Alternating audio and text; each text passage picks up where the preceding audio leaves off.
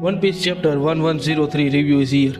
इस चैप्टर में दो कवर पेज दिए गए। पहले वाला वीकली शोनेन जंप को प्रमोट करने के लिए था और दूसरा वाला जिसमें पूरा स्ट्रो हेड क्रू और यामाटो मोमोनोस्के के ड्रैगन फॉर्म पे बैठ के खाना खा रहे थे। ये रेफरेंस हो सकता है ड्रैगन को लेके, क्योंकि आने वाले चैप्टर में ड्रैगन को आने की संभावना बहुत ही ज्यादा बढ़ चुकी है।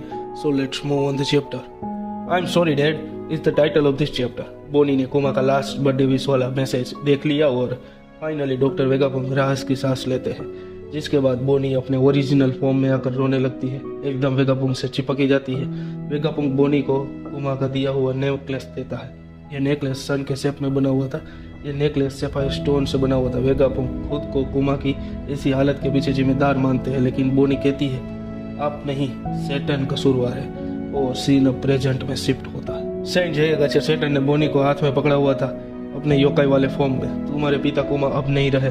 सांजी, वेगापुंग और फ्रैंकी और बाकी सब सैटर्न के डार्क मैजिक की वजह से अपनी बॉडी को मूव नहीं कर पा रहे थे।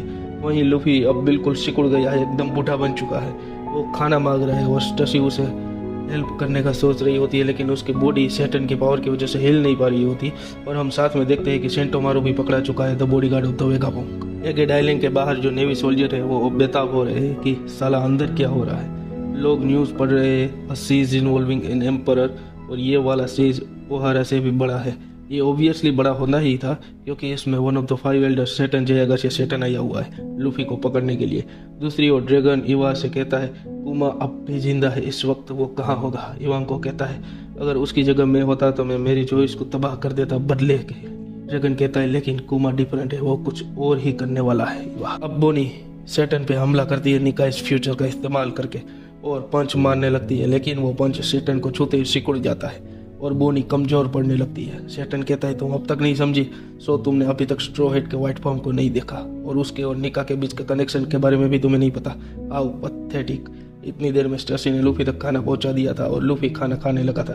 अब सैटर्न गुस्से में आकर लूफी को स्टोन की जंजीर में कैद करने को कहता है, क्योंकि वो जानता था कि लूफी की एनर्जी रिकवर होते ही वो अपने निका वाले फॉर्म में आ सकता है और स्टेशन और सारे के सारे मरीन की गांड फाड़ देगा और सबसे खास सैटर्न की गांड फाड़ देगा। एडमिरल किजारू अब ये सब बैठ के देख रहा था या फिर कुछ और ही सोच रहा था, पता नहीं क्या कर रहा था साला।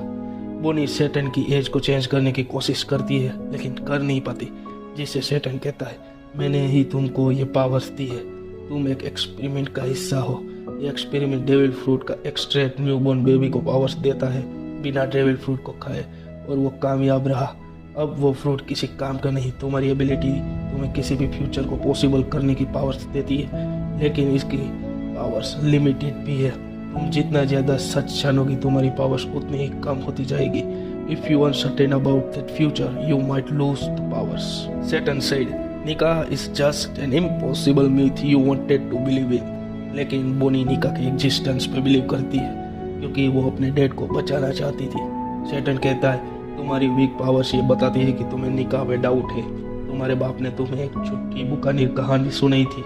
उसने मुझे भी ये कहा था कि वो निका की तरह लोगों की मदद करना चाहता था। तुम्हारी माँ को वोली लैंड पे ले जाया गया था किसी सेलेस्टियल ड्रैगन की 8वीं बीवी बनाने के लिए, लेकिन वो मेरे ड्रग एक्सपेरिमेंट का हिस्सा बना दी गई। लेकिन वो भी एक फेलियर साबित हुई, उसे भी सफायर स्केल डिसीज हो गया। अब ये गेट के बाहर किसी चीज ने नेवी बैटलशिप्स को ब्लास्ट कर दिया था। अब बोनी को सारा सच जान चुकी थी कि इन सब के पीछे सैटर्न का हाथ था। वेगापुंग की सैटर्न पे काफी गुस्सा करते हैं। सैटर्न की वजह से कुमा की ऐसी हालत हो गई थी, आधा इंसान और आधा ड्रोइड, जिसके पास खुद का दिमाग भी नहीं था। जिस पे सैटर्न कहता है अगर तुम मेरी नजर से देखो तो तुम चींटी पे पैर रख के तुम्हें कोई फीलिंग आती है। Of course not, I am above all the human beings. On the other hand tyrant Kuma arrive on the egghead island and all marines fear from Kuma. अब सबको ये पता लग चुका था कि बार्थोलोम्यू कुमा एगेट के साउथ पार्ट पे आ चुका है और तबाही मचा चुका है। अब कुमा पे ऑथोरिटी चीफ भी काम नहीं कर रही थी और थैंक्स टू द साबो उसने कुमा को वाकई में फ्री कर दिया था। सेंट सैटर्न की अब फट चुकी थी। बोनी अब खुद को संभाल नहीं पा रही थी। वो कुमा की हालत के पीछे खुद को दोष दे रही थी।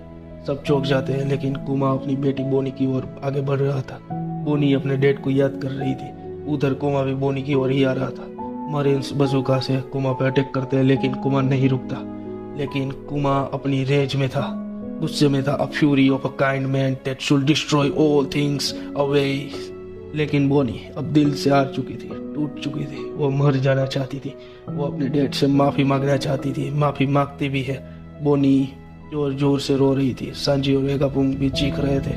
दूसरी ओर सैटर्न बोनी को मार देकर हुक्म देता है, बट कुमा अपनी आंखों से लेजर बीम छोड़ता है और मरीन्स को उड़ा देता है। सैटर्न बोनी को जमीन पे पछाड़ देता है। सैटर्न बोनी पे अपना पैर रखने ही वाला होता है, उसी वक्त कुमा बोनी को बचा लेता है और सैटर्न का पैर अपने हाथ से पकड़कर दबा देता है और सैटर्न का पैर कुमा के बैक में घुस जाता है और कुमा पूरी रेड से सैटर्न को पंच मारता है। इस पॉइंट पे सैटर्न की गांड वाकई में फट चुकी थी। बोनी अपने डैड को देखकर रो रही थी, शायद खुशी से। Father's Fury next chapter. Thank you for watching. अगर ये वीडियो आपको इतना ही अच्छा लगा हो तो इसे शेयर कर देना, सुपर वॉच चैनल को सब्सक्राइब भी कर देना।